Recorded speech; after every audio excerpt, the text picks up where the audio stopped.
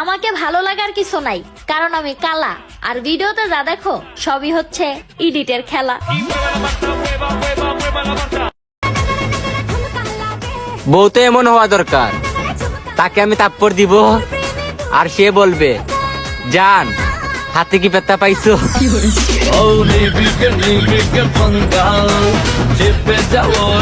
আমার চুলেই তো তেল দিই না, তুমি কেমনে ভাবো তোমার তেল দিব?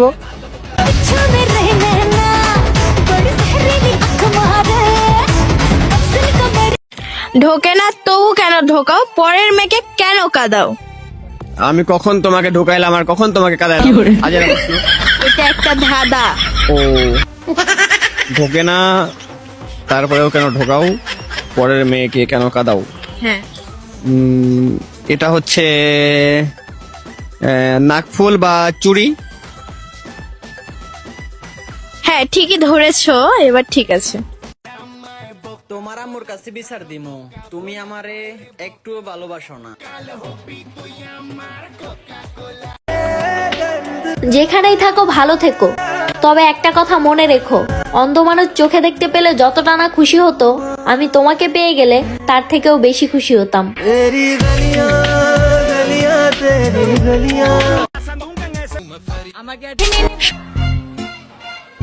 I love you too.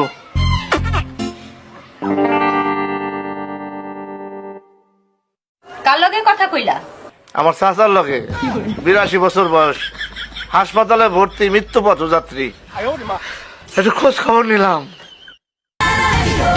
বর্তমানে যারা রিলেশনে আছেন তাদের জন্য আমার একটা কথা, আমার সিঙ্গেল রেখা তোরা কোনোদিনও সুখী হইতে পারতে না, শয়তানের দল।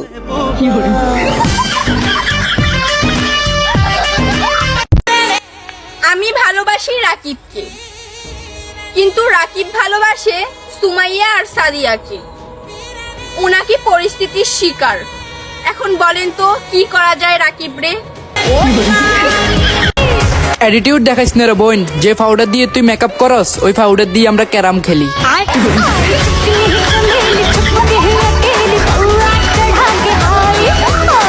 ভাই কি চুল কাটবেন? না এনে গো আমার দিবার আইছি। ওই ভাই আপনার কাস্টমার আইছে।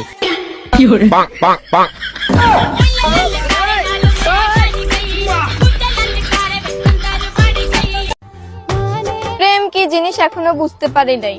এটা কি টক, জাল নাকি মিষ্টি? কেউ জানলে একটু বলে যাইয়েন।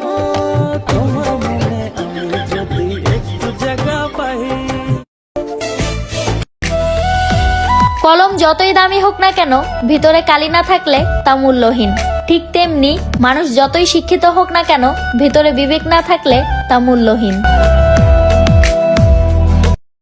যখনই তোমাকে মেসেজ দিই তখনই শুধু হু হু হু, হ্যাঁ কথা বোঝো না কিসের জন্য? যখনই তোমার সাথে কথা বলি শুধু হু আর হু, গোসল করছো কিনা হু, খাইছো কিনা হু, এছাড়া কি তোমার আর কোনো কথা নাই? বাপ কিন্তু হাত মাত চালিয়ে দিব, বুঝান তো। আরে বাবা হট তো, দেখেন ভাবি সারা জীবন যদি আপনি খালি হু হু করেন তাহলে কখন করবেন?